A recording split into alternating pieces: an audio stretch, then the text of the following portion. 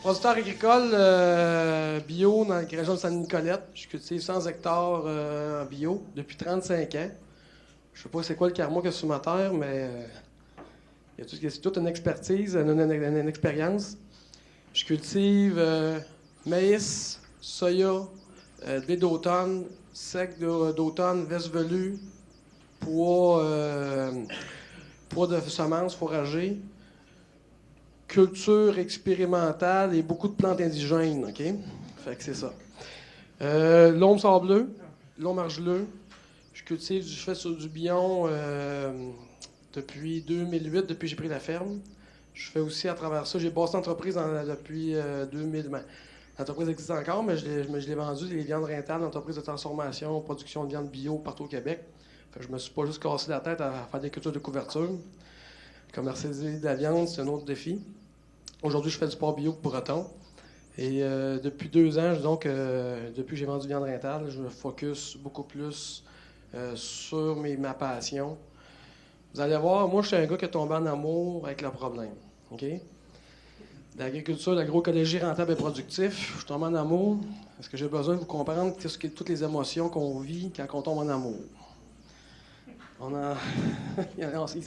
C'est tout un processus, OK? Qu'est-ce que ça vous dit, ça? Un mot, 2 mots? T'as besoin besoin d'amour, ouais, c'est OK. Regardez l'image, je reviens tantôt avec l'image, OK? OK? Je reviens. Là, j'ai fait un peu best of fail de tout un peu de ma carrière agronomique comme agriculteur, OK, là? Ça, je me rappelle, j'achète la ferme, OK, on commence avec le bion. J'étais agronome consultant à ce moment-là, avec des agriculteurs. Là, ah ouais, go, le bion, m'installe, le kit, ah ouais, les engraveurs, on sort de l'école, ah ouais, go, on met l'all-in. Mets le regrasse, pas d'argent, me taponne un saumon intercalaire avec des boîtes d'insecticides sur un planteur semile. Les machines au maître, dans ce que ça fait, ça marche ou ça marche pas. Ça marche, ça marche pas. Ça marche, ça marche pas. Ça, c'était mon premier champ de soya.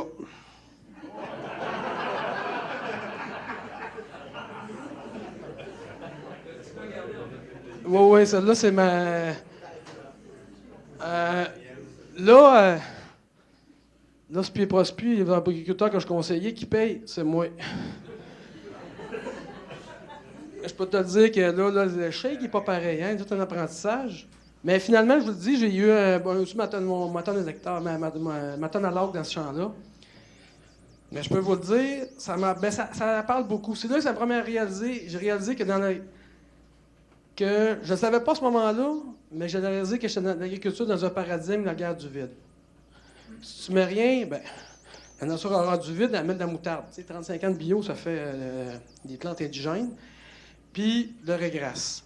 Mais où il y avait du regrasse, il n'y avait pas de moutarde. Puis regardez, c'est toujours avec des erreurs. Ça, c'était pas voulu. Là. Mais des plus belles découvertes, j'ai fait toujours en faisant des trucs sans trop savoir. Là. C'est toujours quand on cherche qu'on trouve pas, puis quand on cherche pas, on trouve. T'sais. Fait que c'est un peu... j'ai appelé mes amis de Wavrin de ce monde, ces choses-là. J'ai modifié mon sarclage, j'ai sarclé ça, puis ça a bien marché. Là, l'année d'après, je me suis slacké un peu. Je dis, oh non, pas de regrasse. Pas de regrasse. Ouais, c'est encore des plantes indigènes. Donc, vous voyez, là, le soya, il est ici. Hein. OK? Mais là, le pissenlit, chien dent, en tout cas, des plantes indigènes du Québec. Fait que, tu sais, j'ai appris à gérer des biomasses, des sarclages. J'ai quand même à tous les années, j'ai sorti ma tonne à l'ordre. Mais avec un très haut niveau de stress au printemps. OK? Puis je perdurais toujours. Tu sais, ma vision du bion, tu sais, le non-travail du sol, moi, j'y crois. Tu sais, c'est comme une étape à. Je dis, il faut travailler, il faut avancer. Les autres défis que j'ai à faire en bio, ben, les années, c'est que je détruise mes soyas. Trop de chiens dents.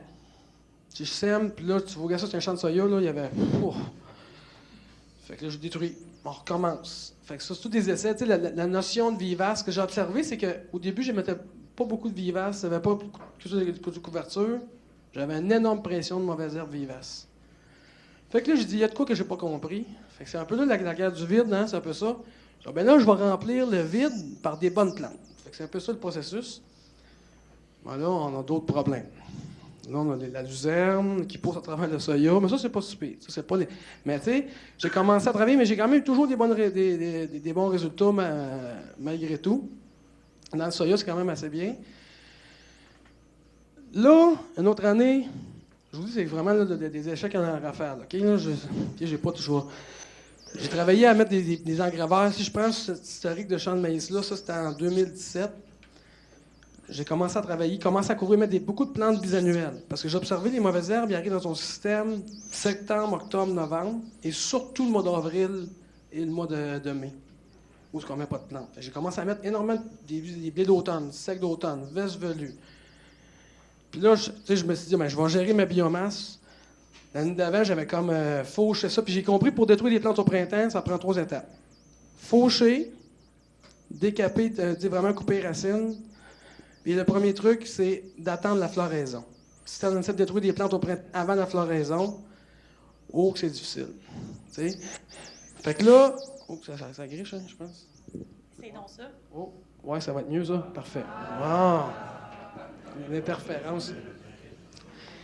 Fait que là, la première année, j'aurais dû mettre des photos, ça aurait été mieux en contexte, mais j'avais une super biomasse. Mon seigle, c'était super beau. J'ai eu un beau 10 tonnes hectares, c'était super ça la coche. Là, j'étais parti à IS, je l'ai découvert la patente, je l'ai découvert la technique, faire du bio, nanana, dans le maïs. Puis là, je vais améliorer ma technique de destruction. J'ai modifié mon décapeur avec des couteaux latéraux. J'ai tellement réussi, regardez le seigle, comment il est mort. Je décape, j'avais un super engraveur, là, de 5 tonnes de biomasse, fauché, décapé, plus mes couteaux latéraux. Mais là, ça a l'air que j'avais un seul champ vert dans le coin. Le légionnaire est arrivé. Poum! Fait que, tu sais, ça a fini un champ de 3 tonnes hectares. L'année que je me sépare, c'était pas l'année. Du coup, celle-là, tu sais, fait que là, ça m'a remis notion d'humilité, là. Tu l'as pas trouvé de la technique, mon Sébastien? Ouais, fait que là, ça m'a questionné. Puis je me demande si j'ai tellement bien réussi que j'ai encore recréé mon système de vide. Peut-être que j'aurais resté une bande verte, peut-être qu'il aurait peut-être moins attaqué le maïs un peu moins. Tu sais, je me questionne énormément à ce niveau-là. Fait que ça, c'est mon fail 2017. Ça m'a fait mal. Tu sais. Mais c'est vraiment la technique, là, vraiment d'avoir des plantes, là, c'est vraiment intéressant. Ça se marche super bien. Ça, c'était en 2014, ce que j'ai appris que tu fais pas de maïs bio après un retour de nivelage. Le maïs, du maïs tellement exigeant, la structure de sol, je pense que la structure de sol est tellement importante que, tu sais, j'avais mis dans le graveur puis j'avais mis bien du fumier. Erreur à pas faire. Ce que j'ai appris, que pour réussir un maïs bio, il faut minimum, à mon œil et à moi, 70% des besoins viennent des légumineuses, avec des structures A1. Maintenant, je fais 2 ans de soya sur mes retours de nivelage, plus jamais de maïs. C'est fini. Fait que, tu sais, parce que là, les mauvaises herbes prennent le dessus, puis là, c'est... Oh, je pense que j'ai fait un 5 tonnes hectares cette fois-là. Fait que ça, c'est un autre apprentissage qui m'a fait mal. Ça, c'est cette année. Ça, c'est vraiment une autre découverte. Ça, c'est du seigle, de la luzerne, puis du trèfle blanc que j'ai semé il y a 2 ans. J'ai semé, ça, c'est un champ, il y avait maïs, soya dans le trèfle. Puis là, la luzerne, j'avais semé de la luzerne dans le maïs. Puis là, dans le maïs, je voyais pas de luzerne. On ne donne rien de semer ça de la luzerne dans du maïs. Elle a apparu 2 ans après. Mais vu que je ne désherbe pas chimiquement, c'est juste le sarcleur, elle a réussi à passer à travers mon sarcleur, puis il y avait quelques touffes de... Puis j'étais arrivé au printemps, ça. J'étais un super tapis. Puis là, c'était vraiment beau. Je dis, oh, ben tiens, ah ouais, go, on essaye ça, on fait du maïs. Ah ouais, go. 10 hectares, ah ouais, dans toute la kit. Je pense un super bon contrôle. J'ai utilisé un sarcleur avec des disques au début. Après ça, un sarcleur en équerre. Mais j'ai mis 1,5 tonne, 2 tonnes hectares de maïs, mais j'ai sous-estimé mes besoins de maïs. On a besoin de l'apport azoté. Il manquait de gaz. Tu sais, vraiment. Mais, tu sais, on voit ici quand j'ai des chômés. Vraiment, là, le maïs, c'est quand même... Il était bien parti, mais il a vraiment manqué de gaz en cours de route. Fait que, je pense que la technique est intéressante, mais elle manque de peaufinement. OK? Puis là, dans mon élan de créativité, culture de couverture, ouais, on sème des engravats là-dedans. J'ai semé du chanvre intercalaire dans du maïs. OK? OK? Mais je reviens ici. En fait, j'ai semé du trèfle blanc, j'ai semé du cartam là-dedans, j'ai semé plein de... En tout cas, il y avait tout un mix regrasse, il y avait tout un kit. C'est pas compliqué, c'est le dernier champ que j'ai semé. Qu'est-ce qui reste? Ah ouais, t'as mis ça dedans. Puis j'avais semé un petit... Ce champ-là, j'avais détruit une bande, j'avais dit, je vais semer du chanvre, je vais essayer du chanvre. J'avais l'autorisation pour semer du chanvre dans ce champ-là.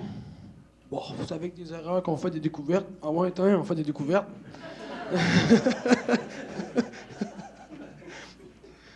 Tu sais, mais cette photo-là, j'ai pas mis de culture de couverture parce qu'elle peut porter à confusion, vous comprenez?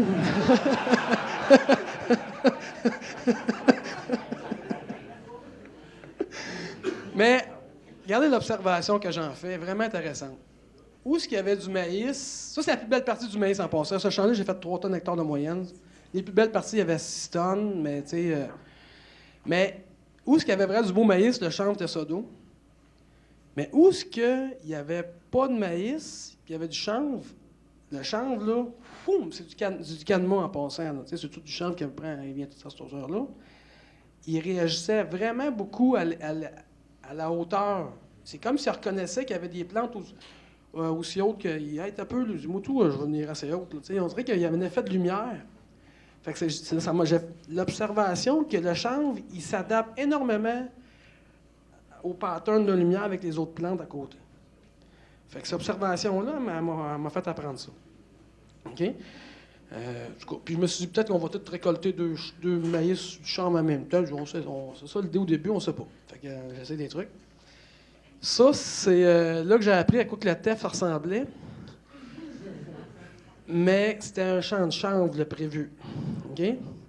J'ai dit, voici une petite bande de chanvre. J'ai dit, je vais mettre une plante abri de TEF puis de la luzerne en travers. Finalement, c'est le TEF qui a pris le dessus sur le chanvre. OK? Vraiment intéressant, mais belle observation. Regardez ici, là, je vois une autre photo. Regardez comment que le chanvre est différent. Regardez la touffe d'arbre.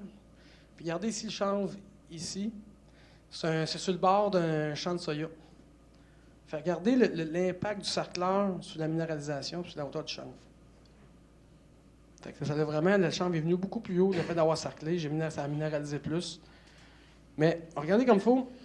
Dites-vous, l'orientation, le soleil est, midi, ouest. Okay?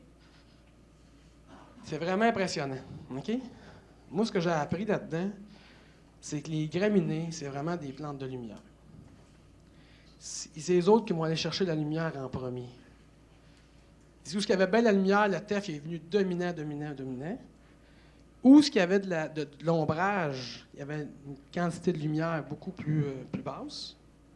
Le chanvre, il a pris le dessus. Ça parle.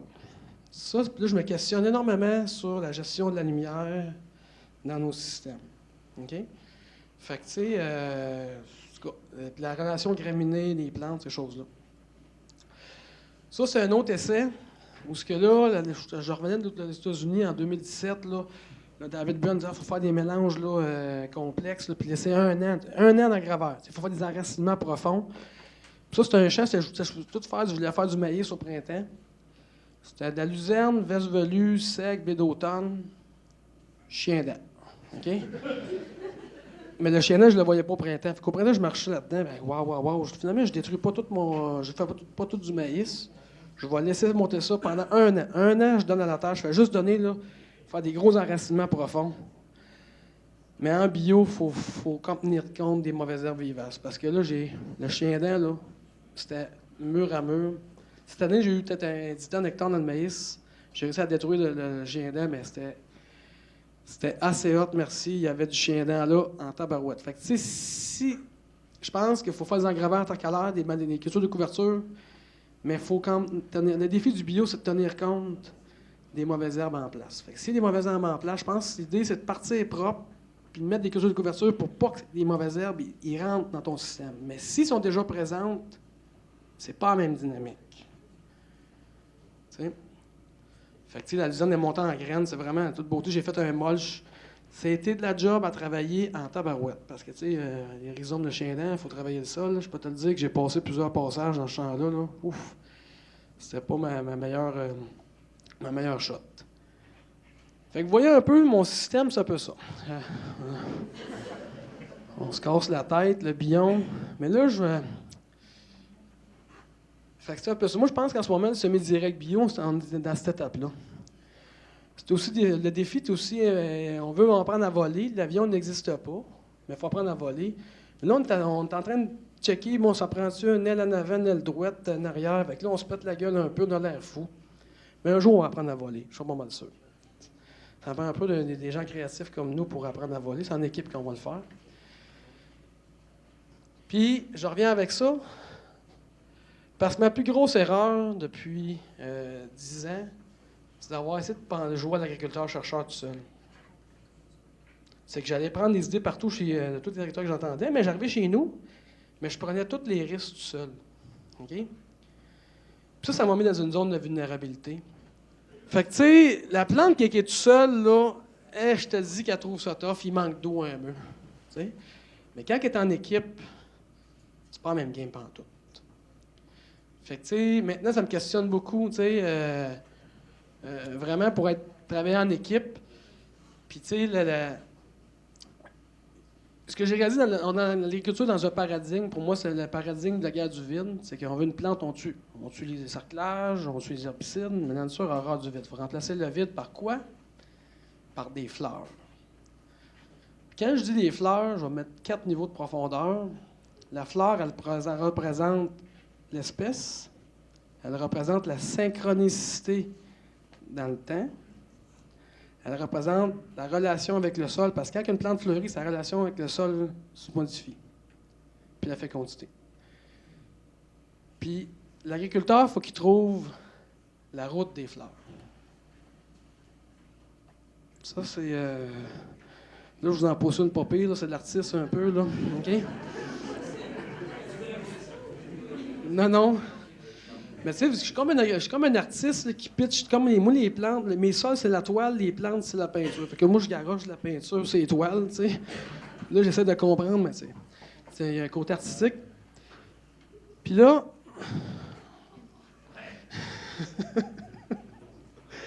Mais la route des fleurs, comment on va trouver? On va trouver une équipe. OK? Puis là, au fil de tous les ans, je réfléchis, puis là, j'arrive avec, je pense, une solution, mais c'est pas une solution qui vient de moi en passant, ça vient de tous les agriculteurs que j'ai rencontrés. C'est du maïs sur 60 pouces. Pourquoi le maïs sur 60 pouces? Bien, je vous l'explique en gros, là, assez rapidement. C'est que l'enjeu de l'agriculture biologique, c'est toujours bâtir la fertilité avant ou après notre culture. Mais là, de faire du maïs sur 60 pouces, on va être capable de la bâtir en même temps. OK? Créer assez un corridor de solaire, de lumière qui va rentrer. Il faut laisser pousser des plantes de couverture qui vont nourrir ma fertilité. Je sais que le sarclage a un impact négatif sur mes sols. Avec ça, je vais être capable de sarcler le tiers de ma superficie et non 100% de ma superficie. C'est beaucoup plus facile de contrôler les populations de mauvaises herbes quand tu as plus de population sur le rang que moins. Et on sous-estime très, très, très l'importance des enracinements profonds.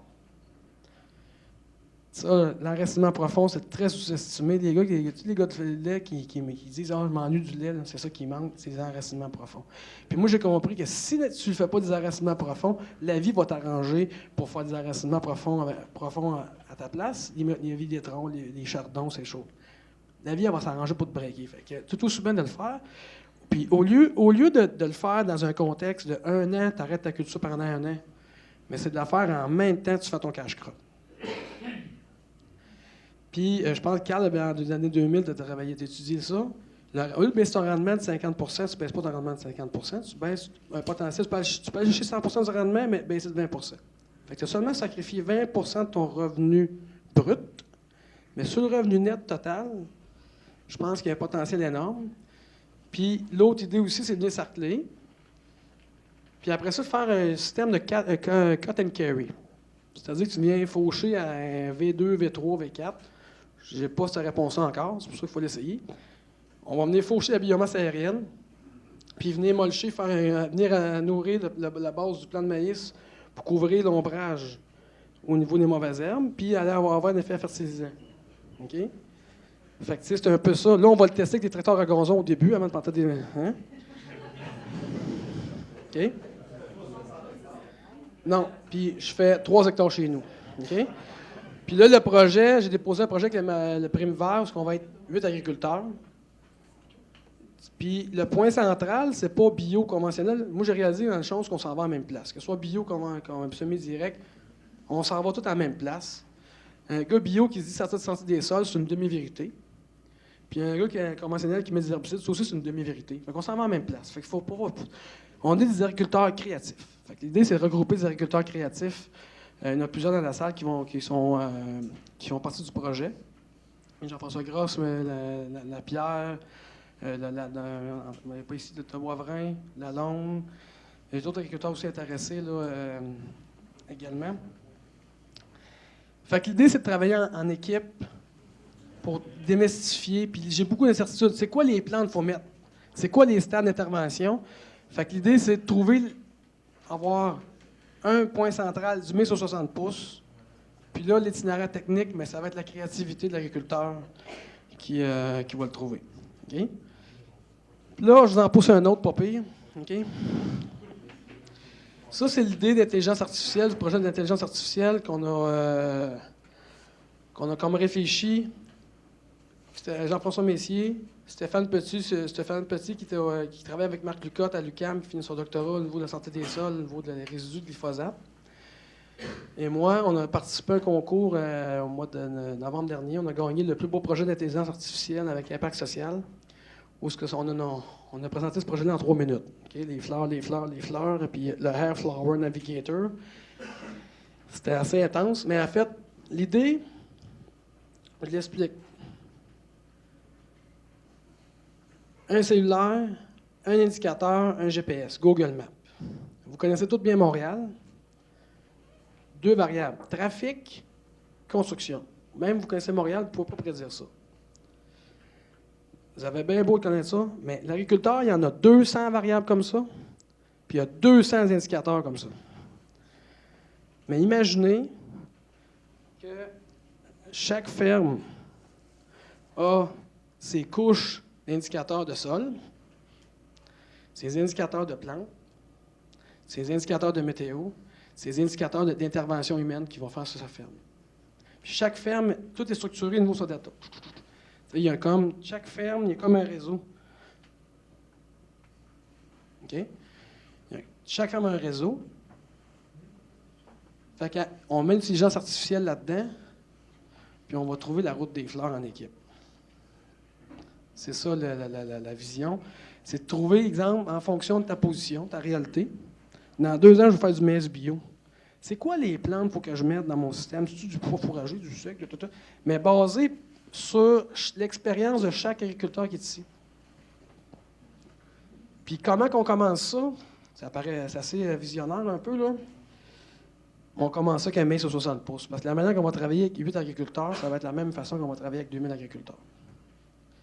Fait qu'on commence à la loi des petits pas. On a une vision. On est des entrepreneurs. Puis on est passionnés. Puis on est créatifs. Puis ça va se bâtir en équipe. Mais non, on est tout seul.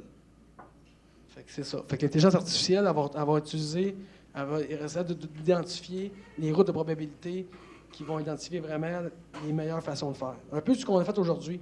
C'est un peu ça. Mais c'est un échange d'expérience. Une plateforme d'échange d'expérience d'agriculteurs pour développer, trouver des modèles prédictifs en agroécologie. Fait que sur ça, dessinez-moi un agriculteur agroécologique.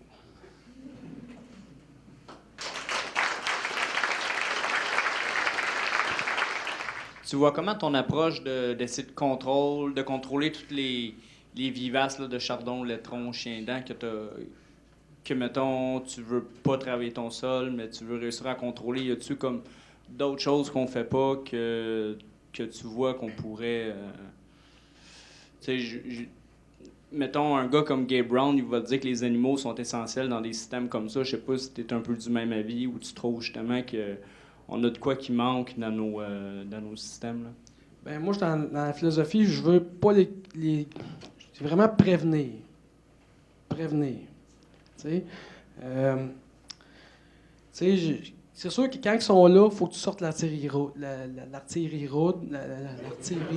lourde, excusez-moi. Mais je pense que ça me tente pas on a quasiment pas le choix de faire des champs de foin. Mais je pense l'idée d'enracinement profond, c'est ça.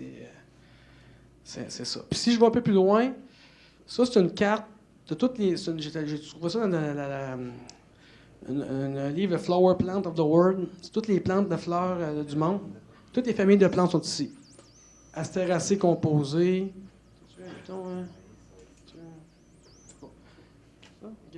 On a ici les graminées, légumineuses. On a le chanvre est ici, les crucifères, les cariophyllacées, quinoa, chénopodes, et ainsi de suite. Les poils, bon. Fait que ici, moi j'ai remarqué, on est toujours dans graminées légumineuses. Graminées légumineuses, graminées légumineuses. C'est quoi les mauvaises herbes? Herbe à poux, chardon, lettra. C'est quoi que je cultive pas? Décomposé. Tu sais, c'est chénopodes. Fait que tu sais, je regarde toutes les mauvaises herbes que j'ai, sont toutes là. C'est quoi que je cultive? C'est ça. C'est quoi que je n'ai pas compris, là? Ben, je vais remplir la bonne plante, la bonne famille. Tu sais, je sais pas tout ton c'est une façon très rapide d'aller à une distance. Puis je pense qu'il faut trouver, moi c'est une autre hypothèse, il faut créer un triangle d'équilibre. Parce que quand je fais de l'escalade, là, quand tu as 2 points d'appui, toujours en train de balancer d'un bord puis de l'autre. Fait que je pense que ça prend des mélanges de 3 plantes qui soient linkées avec ton texture de ton sol. Ça, c'est une hypothèse d'observation. Puis si je regarde le système des 3 sœurs, le système des 3 sœurs qui est le maïs, les haricots, puis les cucurbitacées. Ça forme un triangle. C'est un système qui marche, c'est effectif. C'est un peu... Puis la route des fleurs, c'est ça. Là, je sais-tu, moi, c'est quoi la trail qu'il faut prendre? J'ai aucune idée. J'en fais une partie, j'en fais une trail, mais la trail n'est même pas mappée. Fait que je pense en équipe, il faut trouver la trail. C'est un peu ça l'idée. Fait que, je te dirais, pour le chardon-letron, c'est de remplacer les bonnes plantes. Fait que moi, j'ai commencé à mettre des tournesols, de la chicorée, qui est vraiment une plante à racinement profond. Puis en passant, le tournesol, là, c'est la plante qui coûte le moins cher à semer. C'est pas des graines à oiseaux. C'est facile au bout de ça.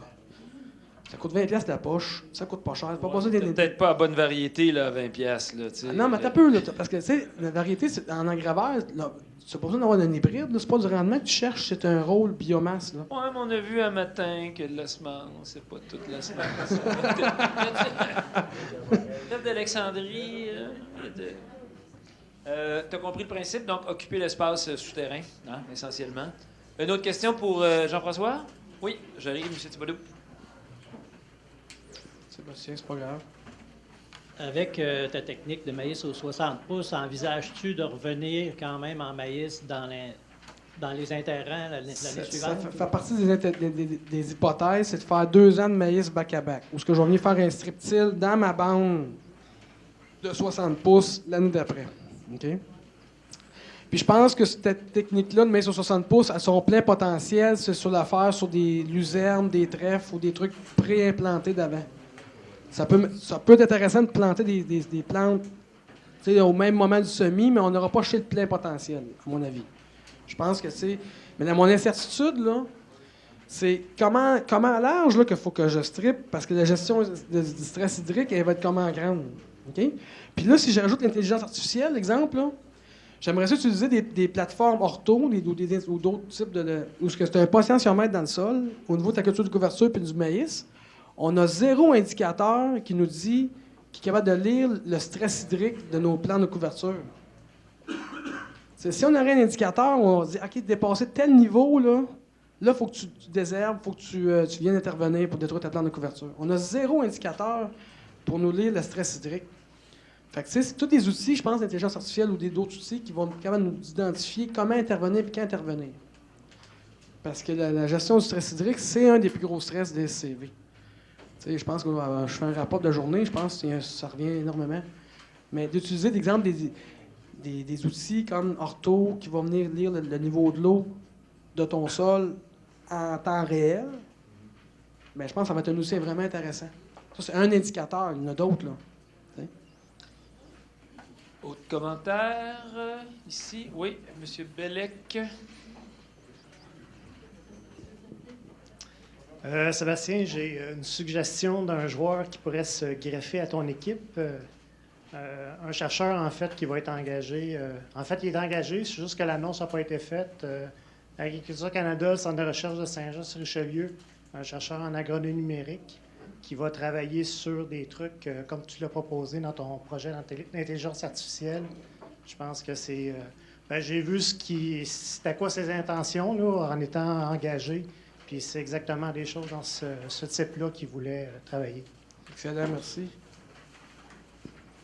Il ne coûtera pas trop cher. Il va être payé par l'État. Hein? Et on y est payé. Oui. Ben moi, c'est un commentaire juste pour enchérir puis dire que, dans le fond, moi, j'ai vu une autre... En fait, il y a 2 autres projets qui ont été déposés. Il y en a un qui est en cours sur l'intelligence artificielle, sur la gestion de l'azote dans le maïs-grain. Il y en a un autre qui a été déposé par les services conseils et Valacta pour garder les fourrages. Mais il faudrait, le monde du MAPAC, de cette salle, là, il faudrait faire un appel de projet pour qu'il y ait comme un projet qui englobe, tu sais, chercheurs Agriculture Canada, parce que là, tout le monde va construire leur petite affaire, puis il faut que ces systèmes-là se parlent, là. C'est ça qu'on veut. Exact. Fait que... Mais l'affaire aussi, le maïs au 60 pouces, là, c'est aussi une façon de dire indirectement qu'on fait ça, mais d'une autre façon. OK? Parce que des fois, tu vas dire, va avoir des fonctionnaires, on va faire une plateforme web, là. Hey, là. C'est un peu flyé ton affaire, là, tu sais. Mais 60 pouces, OK, c'est plus réaliste, OK? Un cas pratique là, pour se pratiquer. Là. Exact, OK? Mais bref, mais tu sais, j'ai ma ferme. Il faut que je sécurise ma ferme encore, tu sais, parce que... Elle n'est pas fini de payer. Elle n'est pas finie de payer. Fait que, tu sais, il faut quand même que je... Tu sais, faut... Mais c'est une règle qui ne tue pas, tu sais. Fait que c'est ça. Fait que... Non? Ah, OK, tu veux me parler? OK. On a encore le temps pour une dernière question, là. Pas de problème, on est dans les temps. Un dernier commentaire. Ben, j'aimerais ça passer le micro avec Jean-François pour faire équipe avec lui. OK. Mais tu veux-tu parler un peu de l'inflorescence? Ou t'as-tu un mot à dire? Parle de ta vision. Vas-y avec ta vision, Jean-François. Ouais, mais là, il me prend de cours. Je dirais que c'est le fun de travailler avec Sébastien, mais des fois, c'est comme difficile de le cerner là, dans des affaires de même. Puis quand on arrive avec tu sais, les trucs d'habitude, on est bien carré dans les présentations. Tu sais, on est dans Excel, on est dans fichier à colonne. Puis Sébastien il nous présente souvent plus des trucs ronds, comme ça. Là. Des genres de tâches, des liens, puis trouver des chemins là-dedans. Puis j'ai eu la chance de... Tu sais, j'ai fait quand même une formation avec lui en entrepreneuriat le printemps passé. Ça a créé des liens d'amitié. On a fait 2 voyages cet automne, un cet automne, un autre cet hiver ensemble. Donc, on a eu le temps de tourner en rond dans différentes idées. Plus le concours qui est arrivé en disant « Hey, il y a un truc, un concours d'innovation. On va aller voir c'est quoi de l'innovation sociale. On va aller voir comment ils travaillent en innovation. » On est allé voir des ateliers, puis on s'est retrouvés dans un événement où on a dit hey, il y a une catégorie en écologie, puis il y a une catégorie data. Puis on jasait de comment que le data en agriculture, on se le faisait piquer par les entreprises de ce monde qui nous offrent des systèmes qui veulent aller capter l'information, mais on n'en voit jamais la couleur. On jasait aussi d'un paquet de recherches qu'on participe, mais le rapport de recherche, il n'y a plus d'argent pour le diffuser. Puis on passe au nouveau projet à cause que c'est là que les sous sont pour vous autres, les agronomes. Puis à un moment donné, on échappe les idées qui ont été faites. Où ça part chacun de leur bord, puis tout le monde fait un saut. Donc, on avait la réflexion de dire comment on s'approprie nos datas. Comment qu'on trouve des outils pour s'échanger entre nous autres l'information. Puis là, on se retrouve dans ce concours d'innovation sociale-là. En 3 jours, on a dit « Hey, on dépose. On présente un concept. On présente l'idée des fleurs, l'idée d'inflorescence, qui est la structure d'épanouissement des fleurs, la route des fleurs. Donc, on a pitché devant une gang de Desjardins, Étiez-vous sous quand vous avez fait ça? Ou... Si on, tu sais, on est optimiste qu'on va réussir quelque chose, puis le projet s'est écrit dans le bar de l'hôtel Hilton du quartier chinois. Il était sous. Il était sous. Donc, si jamais là, on devient une grosse business, ben, nos réunions de Noël vont se faire là.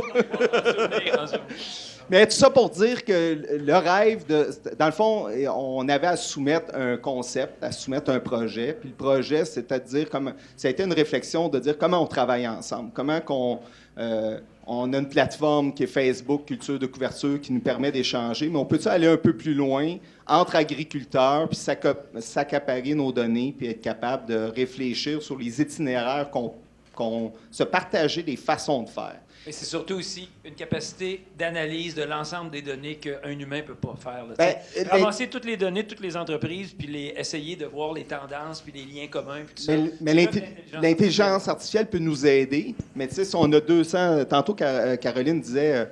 faut établir les facteurs à étudier pour la santé des sols. C'est pas établi. On est toujours sur 2-3 mêmes bases qui datent depuis 10 ans. Mais peut-être que ces facteurs-là, on va peut-être y contribuer comme agriculteurs. On va peut-être, dans des réflexions qu'on a, c'est peut-être avoir de l'aide qui observe ce qu'on s'échange aujourd'hui. On aurait eu 2 chercheurs dans le coin de la salle qui auraient été identifiés les points qu'on a jasés aujourd'hui entre agriculteurs, ce qui était essentiel pour réussir. Mais c'est peut-être ça qu'il faut trouver d'autres moyens de s'échanger ça pour progresser plus vite. Mais tout seul, moi, ça ferme, je fail. Puis c'est ce qu'on disait, Sébastien, des erreurs, ils font plus mal tout seuls. Quand on les partage en gang, bon, on voit plus comment on peut progresser. Donc, c'est aussi ça l'idée de dire, faire une journée sur célébrons nos erreurs pour améliorer. Donc, merci de... Parfait. Merci.